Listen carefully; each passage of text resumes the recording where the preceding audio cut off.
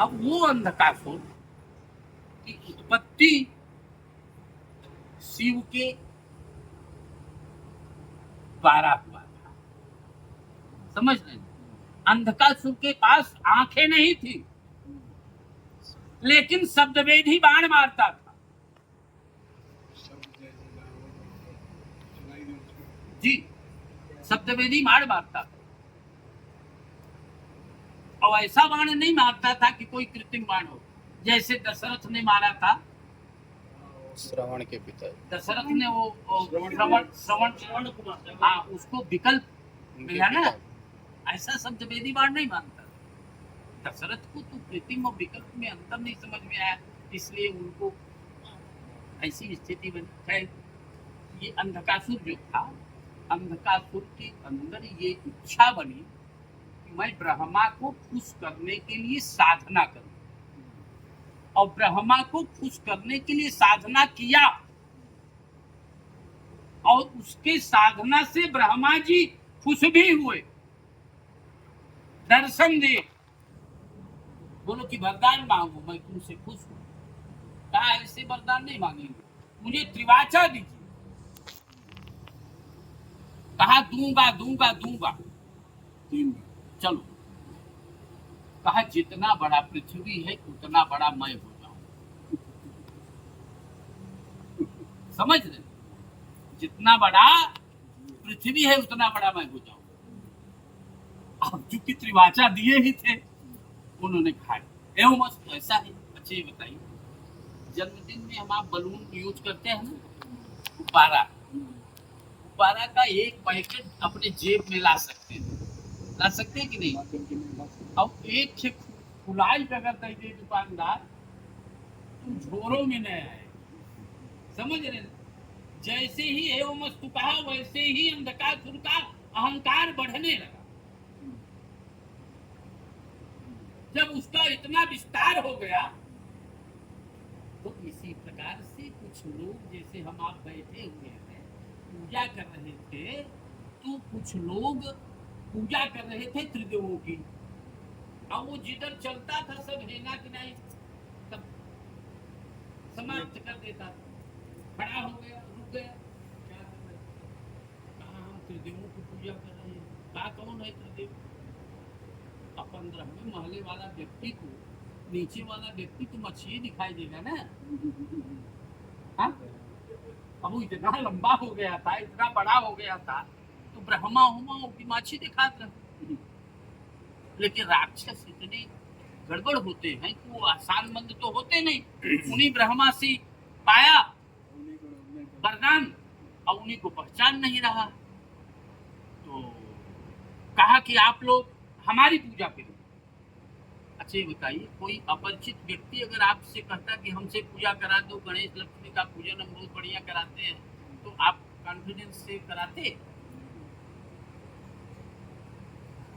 शास्त्र ये कहता है क्या कि मंत्रे तीर्थे द्विजय देवे दैवज्ञ भेखजे गुरौ यादृशी भावना यस्य सिद्धिर्भवति तादृशी। मंत्र में, तीर्थ में, देवता में, दैवज्ञ आदि ज्योतिषी में जिस प्रकार से जिसका विश्वास रहता है, उसी प्रकार से उसे सिद्धि मिलती। अब ये बात हो गई, उन्होंने कहा कि नहीं, हम नहीं करें। कहा अच्छा ये त्रिदेव कह देंगे तब आप लोग हमारी पूजा करो। कहा हाँ तब तो करेंगे। लोगों ने सोचा कुछ समय के लिए तो बला हट जाएगी ना, वो डायरेक्ट पहुंचा ब्रह्मा के पास। कहा देखो पृथ्वी पर पूजा हो रही है, और वो लोग त्रिदेवों की पूजा कर रहे हैं, उन त्रिदेव लोगों से हम कह रहे हैं कि हमारी पूजा करो, आओ, लेकिन लोग हमारी पूजा करने के लिए तैयार नहीं है। उन लोगों ने कहा कि जब त्रिदेव बोल देंगे तो हम आपकी पूजा करना चालू करें। तो ब्रह्मा ने कहा कि तुमने मेरी पूजा किया था? कहा हाँ किया। कहा मैंने तुमको कहा था का पूजा करने के लिए? कहा नहीं कहा। तो कहा कि मैं किसी को कहूंगा नहीं कि आप इनकी पूजा करो या हमारी पूजा करो। कहा देखो ये कहने से काम नहीं चलेगा, लालीपाप मत दो हमको। अगर नहीं कह रहे हो तो हमसे लड़ो, अगर जीतोगे तब तुम्हारी पूजा होगी, नहीं तो हमारी पूजा होगी। ब्रह्मा से तुरंत लड़ाई लड़ने लगे। अब शंकर जी के तेज से उत्पन्न अंधकार से ब्रह्मा जी फेल हो, पत्नी गली से बगल चले। अब जब किसी को नहीं देखा तो विष्णु भगवान के पास गए। विष्णु भगवान क्षीर सागर में योग में थे। कहा सोने का नाटक मत करो, पृथ्वी पर जो लोग पूजा कर रहे हैं हमारी पूजा करने को बोलो, नहीं तो युद्ध करो। उन्होंने भी वही बात कहा।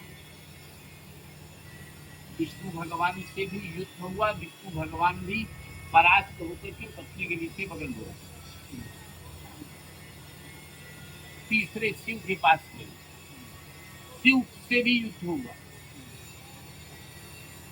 शिव भी पत्नी गली से बगल हो गए।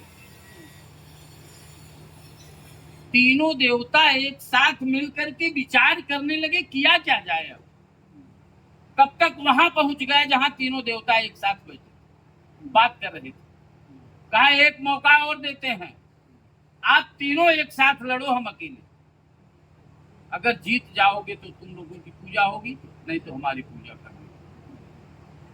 भीषण युद्ध हुआ। ये प्रामाणिक बात बता रहे हैं आपको, मन की बात नहीं बता रहे। भीषण युद्ध हुआ, लेकिन त्रिदेव जीत। विष्णु भगवान एक बार ये कहे कि नियम से इसको नहीं मारा जा सकता। तब क्या करते हैं? उन्होंने कहा इसको मैं औंधे मुंह कर देता हूँ, और ब्रह्मा से कहा कि तुम मिट्टी से इसको ढक। जैसे पीछे आपके पीछे से कोई व्यक्ति मारेगा तो आप बचा सकते हैं? नहीं बचा सकते। सामने से कोई मारेगा तो बचा सकते। तो उनको पीठ के बल पर लेटा दिया और ब्रह्मा से कहा इसमें मिट्टी से ढक दो। इसीलिए नींव पूजन करते दरमियान हम आप नींव में कुछ डालते हैं सामान, समझ रहे हैं? वास्तु का ही स्वरूप कुछ डालते हैं। अब रही बात ये, तो ये 2-3 बार किया, लेकिन वो जैसे ही अपना शरीर इधर उधर करे सब, तो कान में पूछा धीरे से अंधकार से कि तुमसे मैं बहुत खुश हूँ, तुम चाहते क्या हो ये बताओ। कहा देखिए मैंने तपस्या करके ब्रह्मा से वरदान प्राप्त किया है कि पूरे पृथ्वी जितना बड़ा है उतना बड़ा मैं हूँ, उतना बड़ा मैं हो गया। अब मुझे उसका बेनिफिट मिलना चाहिए। हाँ आओ, पूरी पृथ्वी पर जो भी मकान बनाए, दुकान बनाए, अपना नींव पूजा करे। जब तक भूमि पूजन नहीं करेगा तब तक कोई व्यवस्था। आओ, भूमि पूजन करने से ही काम नहीं चलने वाला है। अष्टशल्य दोष को समाप्त करने के लिए जब पूरा मकान तैयार हो जाए तो अष्टशल्य दोष की समाप्ति के लिए भी वास्तु शांति करना जरूरी होता है। इसीलिए हम आप ये पूजा करते हैं। बोलिए वास्तु भगवान की।